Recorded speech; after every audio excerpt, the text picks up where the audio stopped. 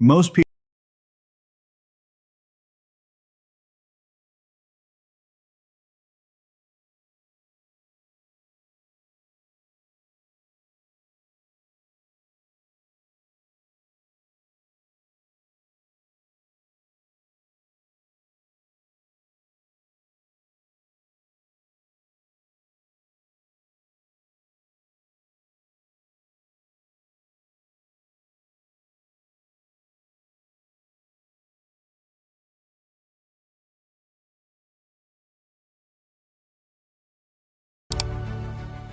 What if the real reason runs much deeper?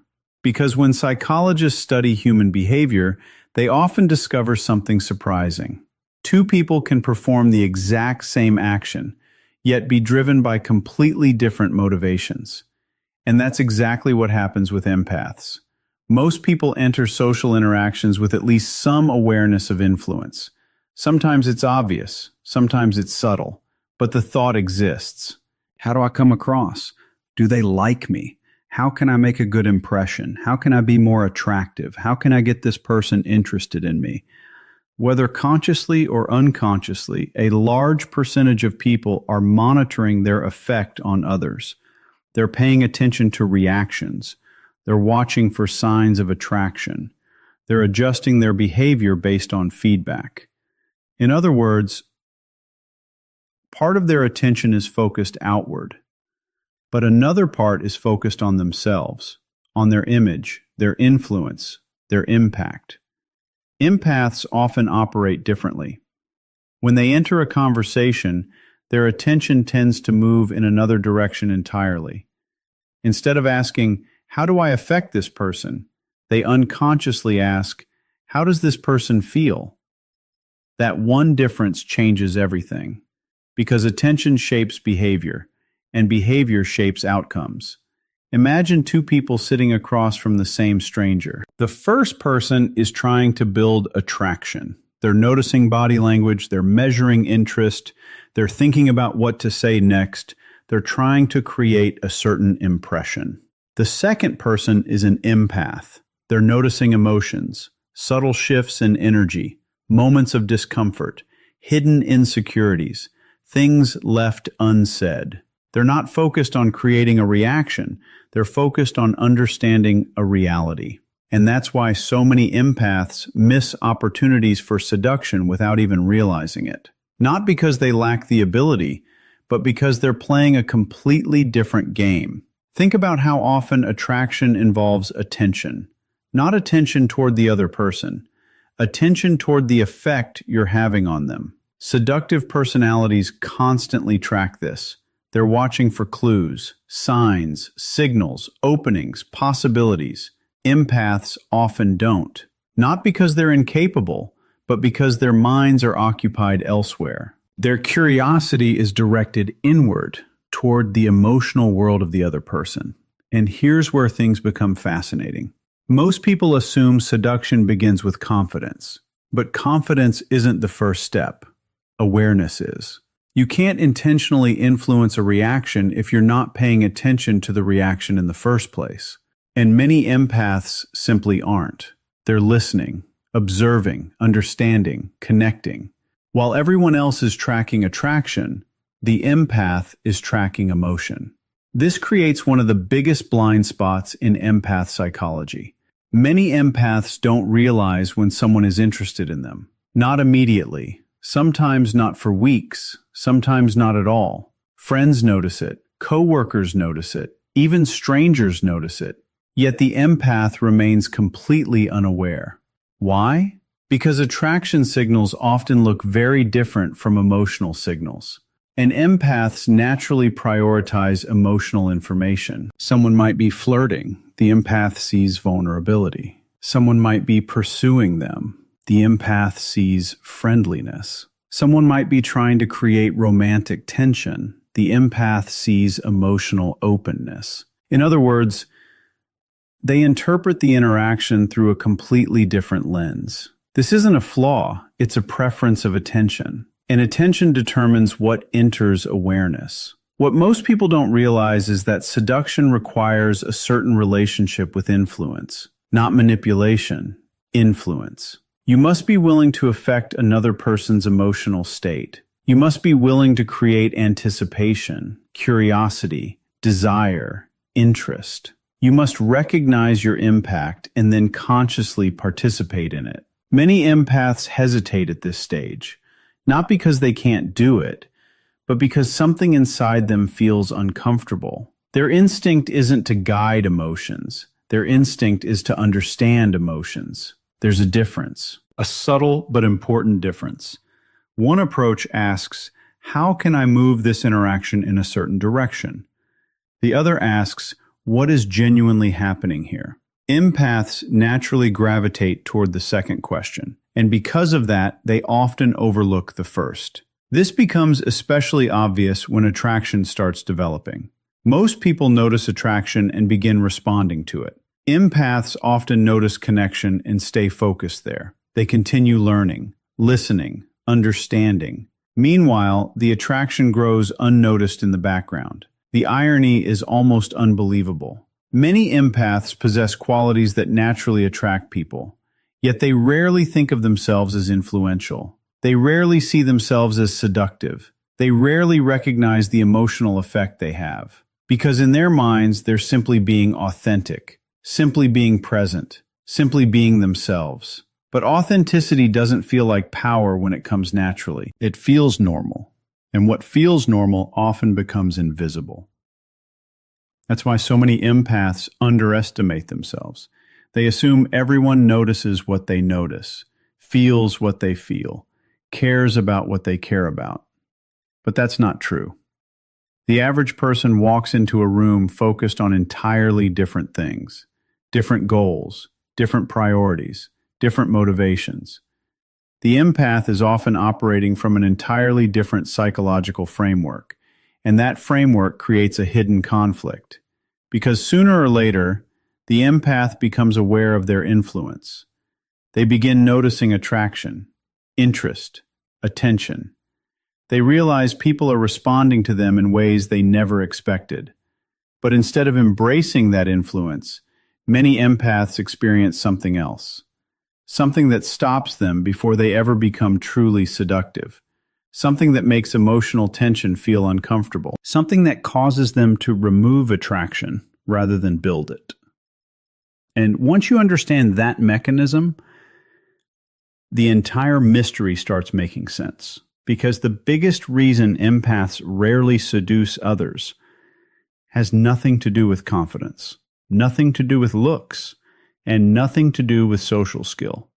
It has everything to do with what they instinctively do whenever emotional tension begins to appear.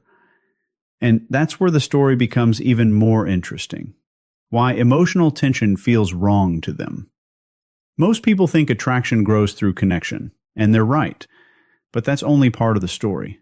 Because attraction and connection are not exactly the same thing. Connection creates closeness, attraction creates pull. And the bridge between those two experiences is often something many empaths unintentionally eliminate: emotional tension. The word tension sounds negative. It sounds uncomfortable. It sounds like conflict. But in psychology, emotional tension simply means uncertainty. The space between knowing and not knowing. The space between interest and confirmation. The space where curiosity begins to grow. Think about the early stages of attraction. Before anyone admits their feelings, before anything becomes official, before intentions are clearly stated, there is usually uncertainty, questions, wondering, anticipation. The mind starts filling in gaps, and those gaps create emotional energy. This is why people replay conversations in their heads, why they keep checking their phones, why they think about someone long after the interaction ends. Their brain is trying to resolve uncertainty, and the process itself creates emotional investment. But here's where empaths become different. Empaths have a powerful instinct. Whenever they sense discomfort in another person, they try to reduce it.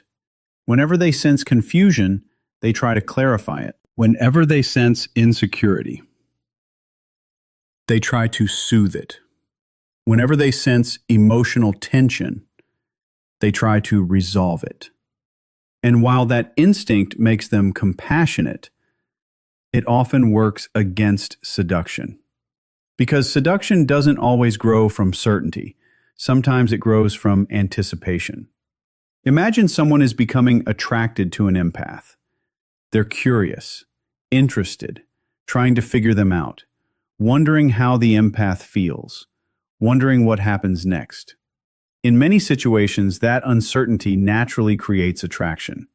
But the empath senses the uncertainty and immediately tries to make the other person comfortable. They explain everything, clarify everything, reassure everything. Suddenly the mystery disappears, the anticipation disappears, the emotional tension disappears, and with it, a significant part of the attraction process disappears too. The empath usually has no idea this happened.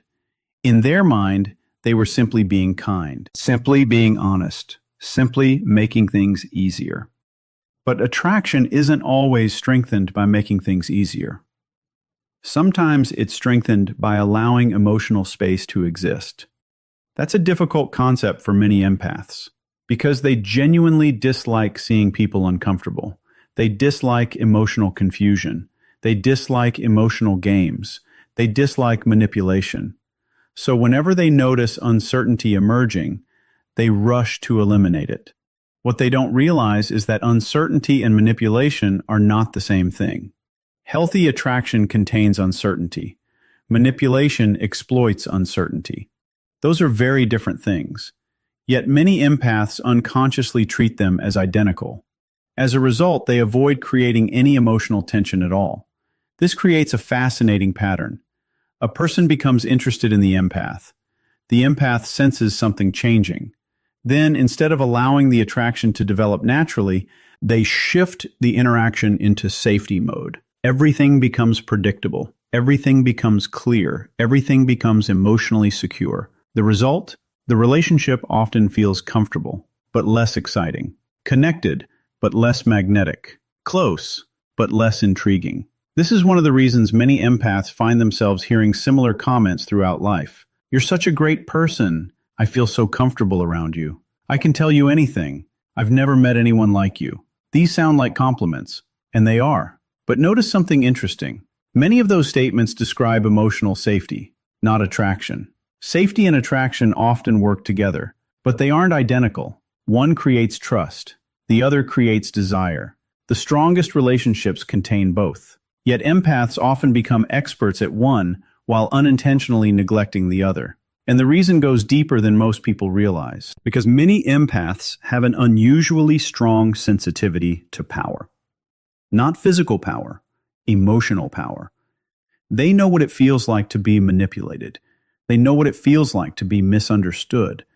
They know what it feels like when someone uses emotions irresponsibly. Because of that, they become extremely cautious about influencing others, sometimes too cautious. They begin treating their own influence as something dangerous, something they should avoid, something they should never consciously use. This creates an internal conflict. The moment attraction starts forming, part of the empath becomes uncomfortable. Not because attraction is wrong, but because influence feels risky. They don't want to pressure anyone. They don't want to mislead anyone. They don't want to create false expectations. So they move toward complete transparency, complete clarity, complete emotional certainty.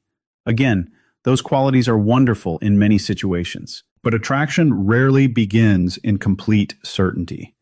It begins in discovery, in curiosity, in possibility, in the gradual process of learning someone. And when that process gets rushed, something important gets lost. The irony is almost painful. Empaths often believe they're protecting the connection, yet sometimes they're accidentally removing the very emotional energy that helps the connection grow. Not intentionally, not maliciously, simply because their instincts prioritize comfort over curiosity, resolution over anticipation, security over mystery. And that brings us to the biggest misunderstanding of all. Many empaths assume that people who are naturally seductive possess something they don't. More confidence, more charisma, more charm, more attractiveness. But that's not necessarily true. In many cases, those people simply have a different relationship with emotional tension.